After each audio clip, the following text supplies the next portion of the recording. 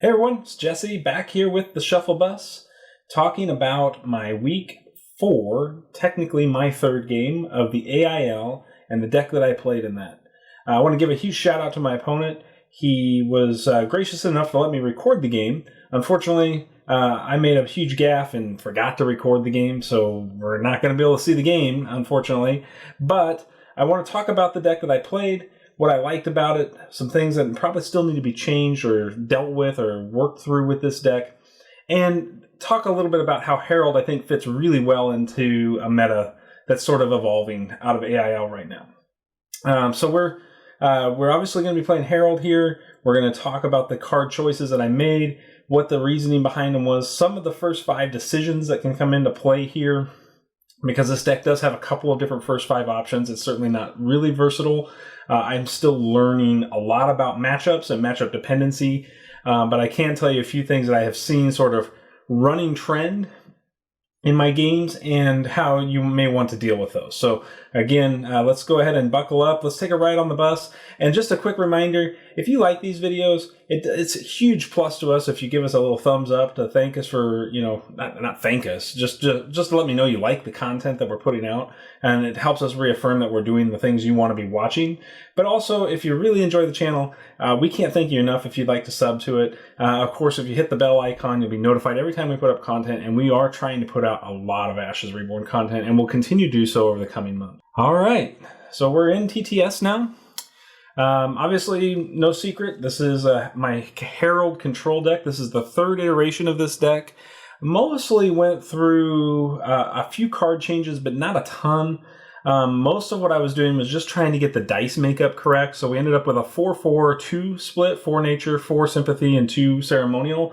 When I had started off, it was 4 ceremonial, 3 nature, and 2 sympathy. It might have been my 2nd iteration of that deck, but basically what we were doing is I was finding as I was playing, I just needed more nature in the deck, and when I added the 4th nature die, it opened up the ability for me to play a few other nature cards that I felt were probably too difficult and too tight to try to get into the deck when I was playing just 3. So let's go ahead and start breaking things down here.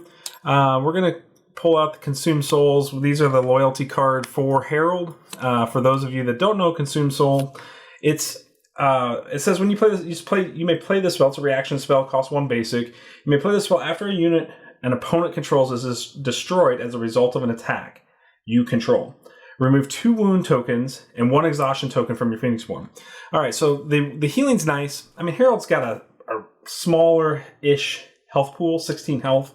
It's important to note you can't go above 16. Like old Herald, you got a alteration to Herald that allowed his health pool to rise. That does not happen in this version, so Consume Soul is not super great in round 1 unless you're expecting your opponent to be able to deal damage to you efficiently, so that you can get some value out of the Consume Soul. I do run 2 copies of it. I have debated a 3rd copy, but ultimately what we're really looking at is trying to get value out of Herald's Mark Prey side action, which is attach a Hunter's Mark Conjuration spell. So for those of you that don't know, here's the Hunter's Mark. The Hunter's Mark is one of in your Conjuration pile. It just says for each wound token placed on this unit as a result of damage received, place an additional wound token on this unit. Well, this unit is the target of an attack, no guard may be declared. So, in other words, my opponent can't guard while I'm hunting that unit. I think that's super powerful for allowing us to remove the most threatening thing from our opponent's board. But it's also really good because of the double damage, which is what you're going to get the most value out of in this deck, because we have so many different ways to deal damage, but even just a single side action nature die is worth 2 damage. That is a lot of value off of something as simple as a dice power. So I do really think that Hunter's Mark is a unsung hero, maybe not unsung, but just a hero in this meta where we have a lot of units that have 2, 3, 4 health, and they can require significant investments to deal with. And now we're going to have to make similar investments, but now we're going to be a little more efficient on dealing with those 3 and 4 health units for our investments. So we will spend some more time in the conjurations in just a minute, but pretty explanatory. This deck is really built around this idea that whenever my opponent puts a bigger threat on the board, I'm going to Hunter's Mark that threat and I'm going to remove it. Because we have so many other ways to take out an opponent's unit just through traditional removal and things of that nature, kind of building off of what we were seeing with the Cole Anti-Fallen deck that I showed a few weeks back. That in this case, we're doing all of those things still, but now we have this sort of added value of, okay, we can use lesser investment sometimes to gain advantage through the Hunter's Mark. And if not, then we can still just take a 2-attack unit into any of the bigger units that have 4 health and get value out of those 2-attack units, because we can Hunter's Mark and attack that unit and my opponent can't guard it. They can't guard it with their Phoenixborn. They can't guard it with their other units. All right, so kind of understanding how that is the backbone for this will help us determine the rest of the deck. We're running a single copy of Summon Salamander Monk. Again, really good value unit where we can go, okay, attack for 1, do 2 on a Hunter's Mark. If our unit dies because of countering, then we can turn around, make the additional spirit that's now available, and attack with the spirit on our next turn to finish off the unit. You've got the regular Salamander Monk here, makes a 1/1. When it dies, it turns into a Monk Spirit. Salamander Monk Spirit just says this unit cannot block or be chosen as a target of attack. My point is that the Monk can be a very aggressive unit for a removal piece. And if your opponent does counter, you do get value out of it. And we can talk about some additional synergies with the Monk. So I'm going to go ahead and grab another card that is playing alongside the Monk synergy. I have this as a 2 of in the deck. This is a card that I'm not 100% sold on yet. I think Summon Sleeping Widows is very good. I'm just not sure it's good enough in this deck. But I do like the 2/1s that it makes. So let's talk about that for just a second. We get the Sleeping Widow off of the Summon Sleeping Widow. And so Sleeping Widow is a 2/1. The Sleeping Widow is a 2 Ceremonial, which is the maximum amount of dice in my Ceremonial, which is why I'm still not sure I want to continue to play this card, because it may just be too expensive, where you're just going to be in situations where you just don't have the 2 Ceremonial dice to do this. But in theory, you want to have your Monk die, get a Monk Spirit, and get 2 Sleeping Widows. That is a very powerful play. We take a 1/1 that we've invested 1 die in, and we invest 2 more dice in it and a card, and we end up with 5 power on the board. Hard to beat. Obviously, wide strategies are not impossible with Herald because he's got 7 battlefield size, but isn't really the primary method of how this deck will win. This is just additional pressure, and 2/1s with Hunter's Mark are, again, very capable of dealing with your opponent's 4 health units. So more of a removal piece, less of a aggression, sort of how we're going to win the game, but it certainly is possible to use it as an out. Summon Frostback Bear. Obviously, we all know from 1.0 Frostback Bears, we're in just about every nature deck. We're still seeing lots of value out of the Frostback Bear. For those of you that have not seen the new bear or are new to Reborn, the new bear is a 2/3 with Terrifying 1. It just says this unit cannot be blocked or guarded against by units with an attack value of 1 or less. This really allows the bear, even if there's not a non-marked unit, to be able to prey on the units that you want him to prey on. And he trades really favorably with everything except for basically Master Vampire. And in this matchup, you kind of nullify the Master Vampire matchup, because if you're holding your mark, you can mark the Vampire and get value out of your bear or out of any 2-attack unit in the deck, which you'll see there's a ton of 2-attack units in this deck. That's on purpose because we want to be killing our most threatening sort of opponent's units. Thus, the control component of this deck. So, to add to the control elements, we have triple Frostbite. So, obviously, Frostbite itself is okay. Main action and 1 nature class, and you can deal a damage to a unit or a Phoenixborn. The damage flexibility is super powerful. If you focus it, it allows us to use our entire dice pool now to do that. That's where the real money comes in with this deck. And so because of that, a lot of my first 5s include a single copy of Resonance. And so I will play Resonance onto Frostbite, and in doing so, allow us to immediately make the Frostbite very affordable. And you don't really have to play additional copies of Frostbite, but I'll explain why you might still want to and why the deck runs 3 copies. I also have the second copy of Resonance, just in case you don't feel like that's going to be important in your matchup. We still want to potentially draw into the Resonance. It just gives us essentially copies 4 and 5 of Frostbite for future draws to be able to make Frostbite get turned on just through normal interaction processes. This synergy or combo or component is pretty expensive, costing us nearly 1/6 of our entire deck. Whether or not it's that important yet is something that I'm still playing with. I'm still trying to decide, but I can tell you that Frostbite has helped me close out a ton of games, and it also helps with the control elements through Hunter's Mark to be able to spend basic dice to deal 2 damage to a unit. That's super powerful. That means that if we can get 3 Frostbites on the board, you're in theory capable of dealing up to 6 damage if you had an opponent's health unit that had that much health. That makes pretty much anything in the game almost impossible. And it gets around things like root armor, which can be a problem for pinging decks where you're just dealing 1 point of damage to a unit. Root armor can be just a real bane to you in that scenario, and this allows you to still get around the root armor side of things, or any other armored unit for that matter. Call Upon the Realms is essential to helping fix the dice in this particular matchup.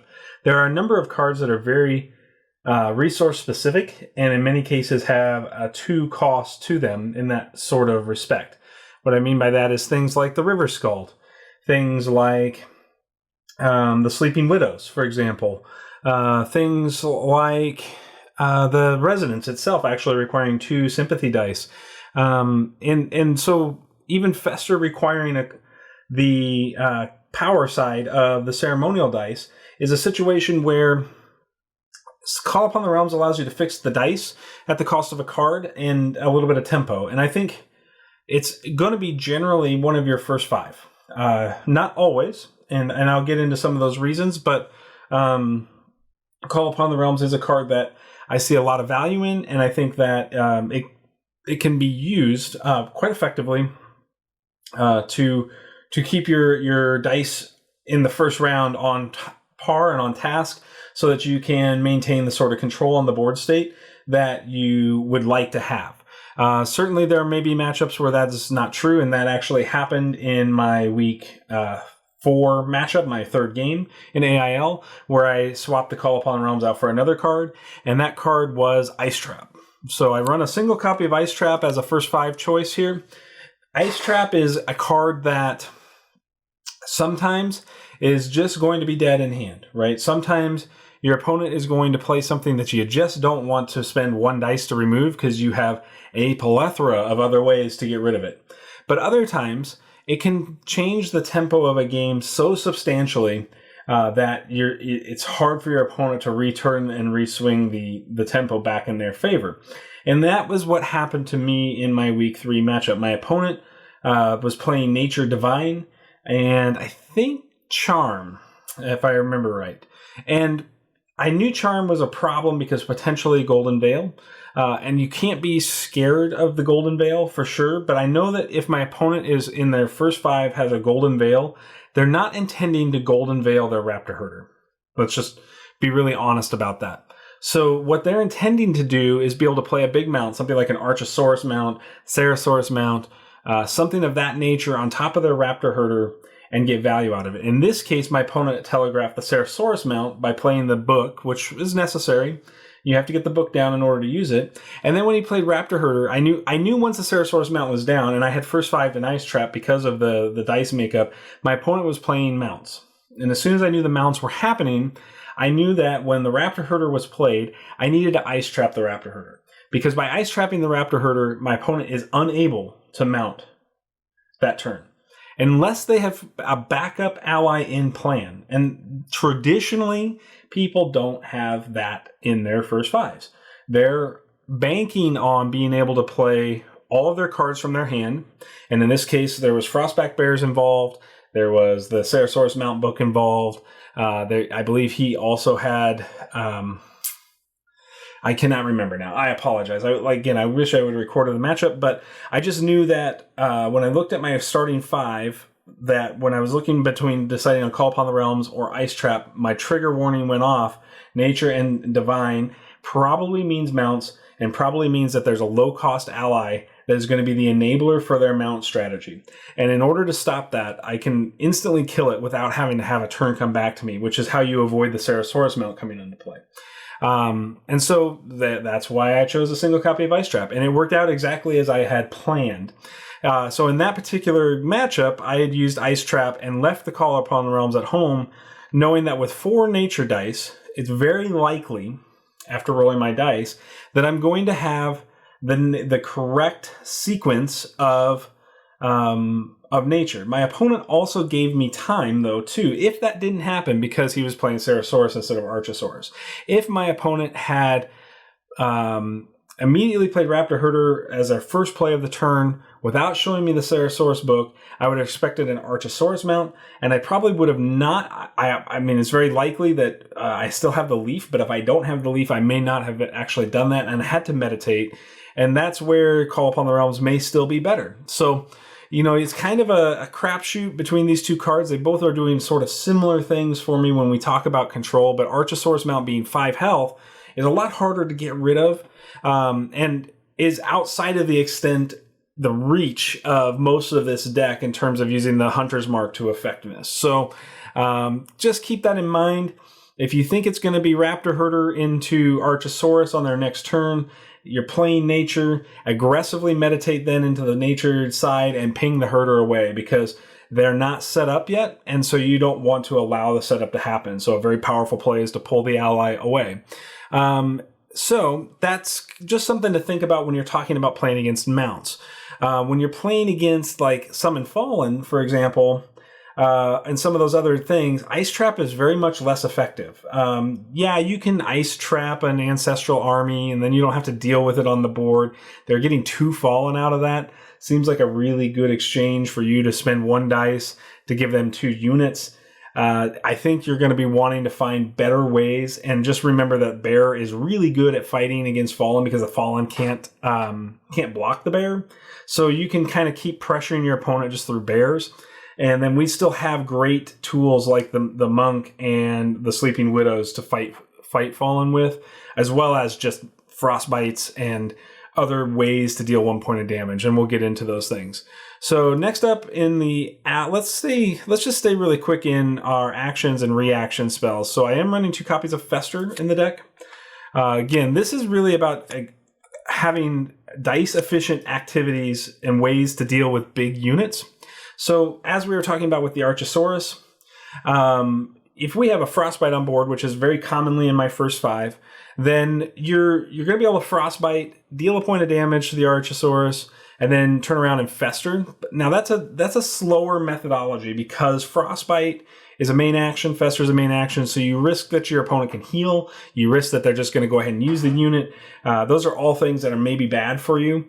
But the other side of this is, again, assuming that we have the correct dice consistency and makeup, okay, then we can go ahead and ping the Archosaurus for 1 as a side action from the Nature Power die, and then turn around and Fester away the unit. And unless they're Golden Veiling in that moment, which they're going to try, they should, you're going to get away with killing the Archosaurus that way. If you don't kill the Archosaurus that way, then what's going to happen is you've got 1 point of damage on it. You can now mark it, and it's now a 4 health unit, so we can deal with it like any other 4 health unit. So it's not completely terrible. Now we're going to still take some damage, like the Archosaurus is probably going to hit us, but that's going to be okay for enabling Consume Souls in future rounds. So yes, as we're talking about control, I think we have answered most of the major threats through these controls, but just as a secondary, there's some really cool things we can do here. Number 1, Shared Sorrow is just a lot of value when you're playing Sympathy, and because basically what you get to do is you discard a card from your hand that has a magic play cost of 1 or more. This can be any ally. in your hand, just to be understand, because we are playing Ceremonial. So we can use our Ceremonial dice to bring that ally back to our hand. So it's not really lost to us. And we can do that with something like a Vampire to get 3 damage. We can do something like that with the Skald to get 2 damage. Anchornaut's 1 damage, 2 damage off the Pain Shaman. You kind of get the point. These all turn into control spells for us then, all of the allies. And we'll go in the allies, breaking them down is why I chose them. And we do that by using this card, and we get a card back. So like we may already have a Vampire in our pile, right? And so we just bring Vampire back. Cool, no problem. And now we've done 3 damage, got our Vampire essentially back into hand through the cycling process. And if that's a marked unit, like obviously we don't have to invest a Vampire, right? We just don't. Like at the end of the day, like I said, these now outside of the Anchornaut, the River Skald and the Pain Shamans are now 4 damage to any unit. So we're literally able to take care of any unit through the Shared Sorrow and return something of value, whether that's another Anchornaut or whatever you want to bring back to your hand. So just keep that in mind. This is a great proactive removal card. I think it's really nice when you've got a mark available, Hunter's Mark available from Herald, and it's not super expensive. It's obviously not super cheap, but it's kind of on par with every single other removal spell in the game. Okay, so one of the things that I found in testing was sometimes the board would get to a place where the bear just couldn't get it there. It was going to take a whole nother round for the bear to get there, and I wanted to end the game faster. And so this is actually what happened in my AIL matchup. I attacked my opponent a couple of times and then used Frostbite a few times on him, and I had him down to 8 health. At the start of round 3, I'm going to go first. He's got 8 health, no units on the board because I've effectively controlled his board through Frostbites and through Shared Sorrows and Festers and all of the other direct damage sort of options that I have in the game. And so I was able to attack for 5 and take him to 3 while holding a Molten Gold, and I didn't even have the right dice showing for Molten Gold. But it didn't matter because now, because I was able to hit that 3 point, being able to close a game where an opponent still has 3 life, which can be an immense amount of life in Ashes, you can turn around, meditate those dice, hit Molten Gold, and win the game regardless of what they were going to do. Now, unless you're about ready to die. Now, if you're about ready to die, that's not the correct play. I was still sitting on 10 health or 11 health. My opponent had no units on the board. Was a pretty safe play for me to be able to make that sort of exchange, and I had the correct amount of damage. But even if you're still outside of the realm of finishing the game, Molten Gold combined with a second turn Frostbite is 4. So when we start talking about Phoenixborns, let's put this into perspective for a second. The average life of a Phoenixborn is probably about 17 when you look at the entire pool of Phoenixborns. So 4 is worth 25% of every single Phoenixborn.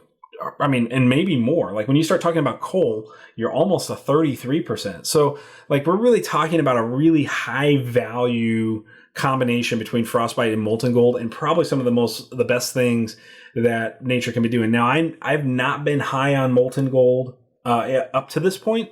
I'm not sure it's for every nature deck, but it might be. And I'm just gonna continue to experiment with the card in multiple nature builds because I think the flexibility it provides, but the fact that you can go face directly to your opponent's Phoenixborn's face with it gives you extreme advantage and really just helps you close games out faster. And I think that's exactly what you want to be doing in any sort of control deck. If you can close the game faster, it's very unlikely your opponent can regain tempo on you. So again, 2 copies of Molten Gold here. We'll continue to experiment with that and whether a 3rd copy is necessary. Kind of goes back to swapping out Frostbites and Resonances if that was to be the case. I do have a single copy of Crescendo in the deck. This deck has so much removal. I didn't feel like I needed multiple copies of Crescendo, but here's one thing that's really great about Crescendo is that you can send a bear at an opponent's face, and a lot of times they're just going to go, I'm going to take the 2. They're not going to want to counter, especially if you've marked their big unit. They're not going to want to counter the bear, right? They're not. But if that's a 3 defense unit, or it's marked, then I can Crescendo it and kill any unit in the game. Any of them. It doesn't matter. So to me, Crescendo combined with Hunter's Mark is yet another really efficient way for us to get rid of our opponent's bigger, more aggressive units. Wide strategies, we've got some challenges with wide strategies, but I think you can just outrace a wide strategy. This deck puts out a ton of units. But again, wide strategies, you're going to be more likely to want some Widows. You're going to want to be using the Salamander Monks more effectively. Those are the answers to wide strategies in this deck instead of a sweeper. Whether the deck needs a sweeper, that's a good question that probably more playing against wide decks is going to be necessary for me to make that determination. If it was going to use a sweeper, if I was going to pick a sweeper for this deck, probably the literal best sweeper for you is Nature's Wrath. And because you're not going to have access to, I think it's Into the Mist, and you're not going to have Herald or Cole's, 1,000 Swords. You obviously can't have his loyalty card. So you kind of get into this weird sort of, there's not a lot of great ones that aren't also detrimental to me. Although I will tell you that sweeping your own monk to make Monk Spirit and 2 Sleeping Widows, not bad. But again, the downside to this is anytime you put Widows on board and a Monk Spirit on board and pass to your opponent, there's a very good chance they're not going to live. So, or some part of them aren't going to live. And you're definitely going to play right into a Kneel strategy. Like if somebody's playing Kneel, like if you've got a Divine and Ceremonial, or Divine and Charm, Kneel can be a problem. And you want to make sure that you're not going too wide for Kneel. So just keep those things in mind. Okay, so we've talked about all of the ready spells. We've talked about all the reactions, all of the action spells. We've talked a little bit about the first 5. Let's get into the allies of the deck. Pretty simple set of allies. I want to continue to build, since we're playing what I would call a control deck in Ashes, we're still looking at building mid-range tempo. And by doing that, we need to play powerful, aggressive units. Master Vampire is a 2-of, allows us to do that. For everybody who doesn't know, this unit can't be guarded against. And so what that means is it gives me a quasi-Hunter's Mark for attacking a unit as a 3/4. This works on just about every unit outside of the big 4-cost units, 3 and 4 cost units that have 4 life or above. Has a super powerful ability which synergizes nicely with Consume Soul, where when you kill a unit with it, you get to heal a point of damage. So we sort of extend the health pool. I think in this deck you can probably sufficiently call in an average matchup that your opponent's going to have to deal 19 to Herald to win, which puts him on par with many of the other higher health Phoenixborns in the game. And I think you're going to be easily able to play 1 Master Vampire and 1 Consume Soul in any Ashes Reborn game. So again, that's where the choice came from. Obviously it's on color for us with being Ceremonial Sympathy, so makes a lot of sense for us. It's fairly easy to play through things like Call Upon the Realms and General Meditation if necessary. So yeah, I just think this is a really powerful unit. Your opponent now is being pressured by bears, being pressured by vampires, and being pressured by just general removal, to the point where they're having a difficult time getting rid of all of your stuff while trying to reestablish a board. So you just sort of tempo them out, which is exactly what a control deck wants to do. The next ally that is pure money in this deck is River Skald. As we all know, River Skald is super powerful in Reborn. This is 2 Sympathy class, really easy for us to play with 4 Sympathy dice in the deck. When it comes into play, you draw a card, and then you can discard a card to deal X damage to target unit. If that unit is marked, again, folks, marked units just continues to synergize with that marked unit. And so I think you're going to find that most decks aren't able to play multiple threats, multiple big threats per round. Most decks in Reborn are play a bunch of little guys, get card advantage through things like the Fallen or any number of other things, and then play a larger, more aggressive sort of unit.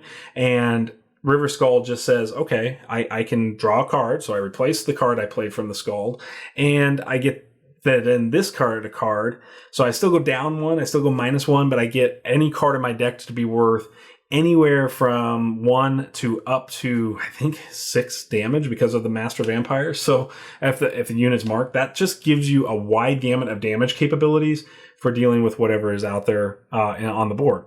I am running 2 Anchornauts still. This is a card that I still like in this deck a lot. I have been cutting more and more of them as we've gone through.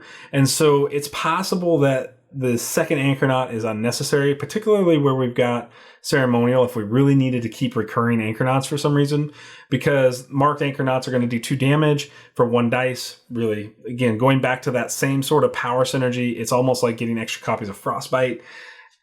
I'm on the fence. So I think it depends if you wanted to take the deck in different directions. It is nice to have an 0-1 for board presence unless your opponent's playing something like bears, which are terrifying. Then the Anchornaut can't defend. You got anything that's got gigantic on it. Again, the Anchornaut can't defend.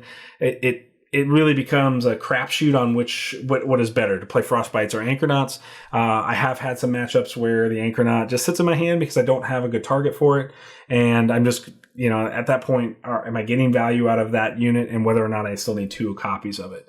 The other card that I've been extremely satisfied with, again, at extending the life of this deck, and this is why I think the deck is capable of 19 effective health, and that's the Pain Shaman. Costs us 2 nature, and it says, exchange Pain 1. When this unit comes into play, you may deal 1 damage to target unit, then remove 1 wound token from target unit or Phoenixborn. Again, it's on brand with exactly what this deck wants to do.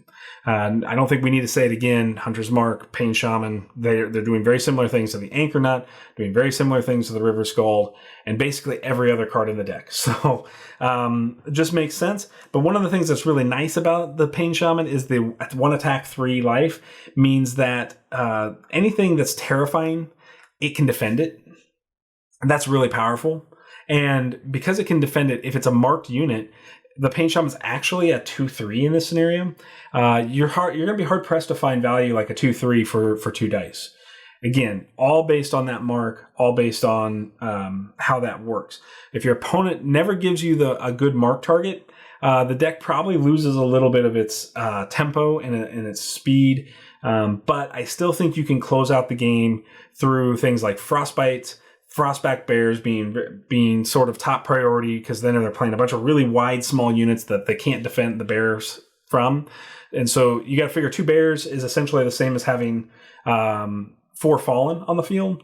And the fact that you can Frostbite the fallen away sort of gives you the time to continue to kind of work your opponent out of sequence. One of the things you're going to want to be really smart about in a lot of fallen decks is that they have ancestral armies, or they have Blood Archer, not Blood Archer. The 1/1 archer, Fire Archer, excuse me. They have Fire Archers. That's where they get their value from charging Fallen Book. They also traditionally play some Raptor Herders because they get value out of the Raptor Herder itself. So keep in mind, those units you don't want to kill. Like, if you can avoid killing them, do. And so one of the things that that you can sort of play around not charging up Fallen is if you're aggressive with your bears in the matchup, then your opponent is attacking an exhausted bear that you can just replace on the board later.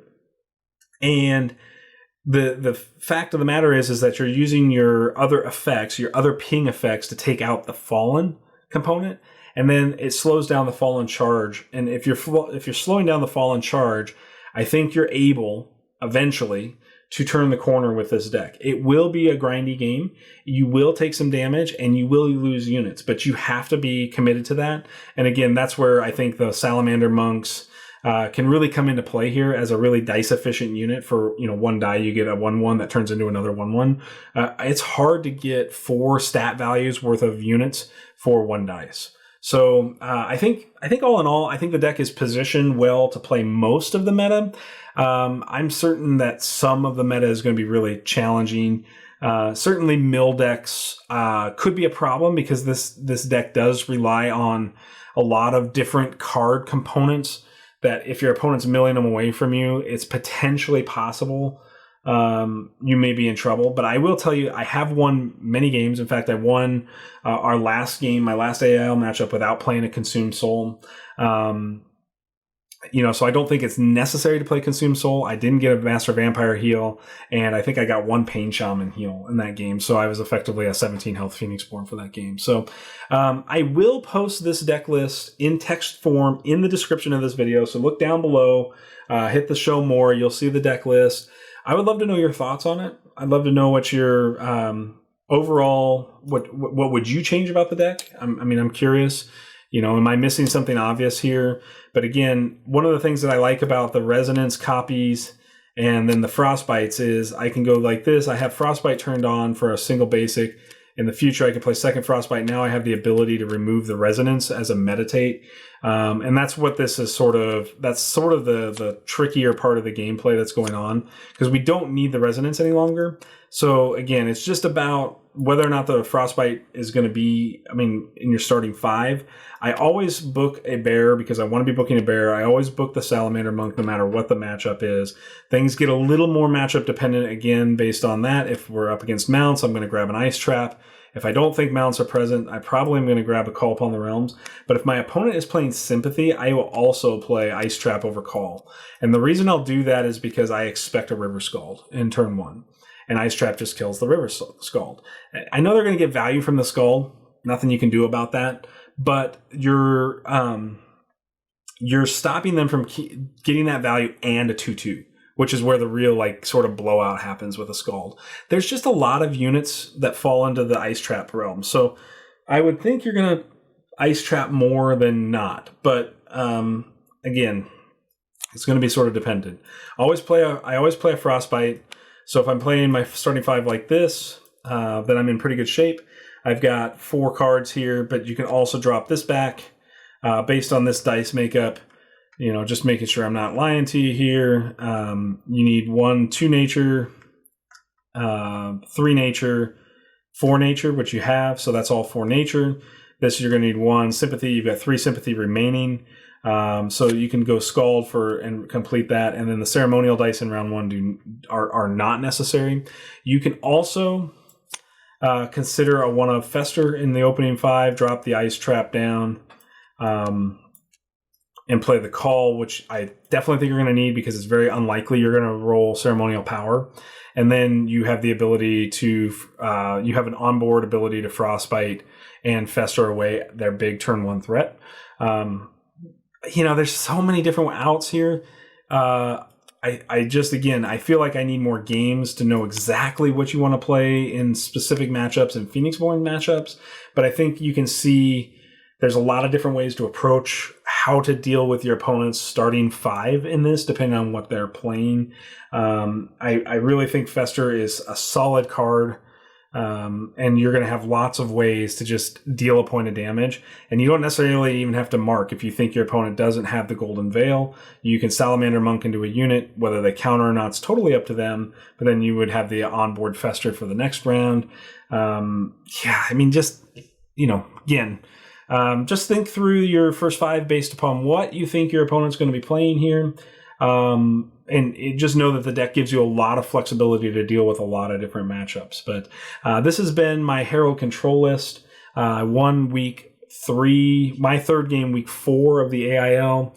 So we're still on a roll here. I'm not sure whether I'll play this deck again in week 5 or whether I will switch it up to another deck. I've been brewing a few other things on stream. If you hadn't checked out the stream over on Twitch, we're not streaming Ashes for the rest of 2020, but we will be back in 2021 with more Ashes Reborn, and also some exciting news about once the Reborn stuff starts to launch and we start to see it hit public shores and do things like that.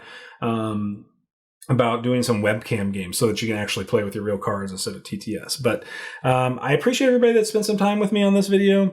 If you have questions, let me know in the comments below. I'm on Discord. You're certainly welcome to message me on Discord, Shufflebus Jesse on the Ashes Reborn Discord.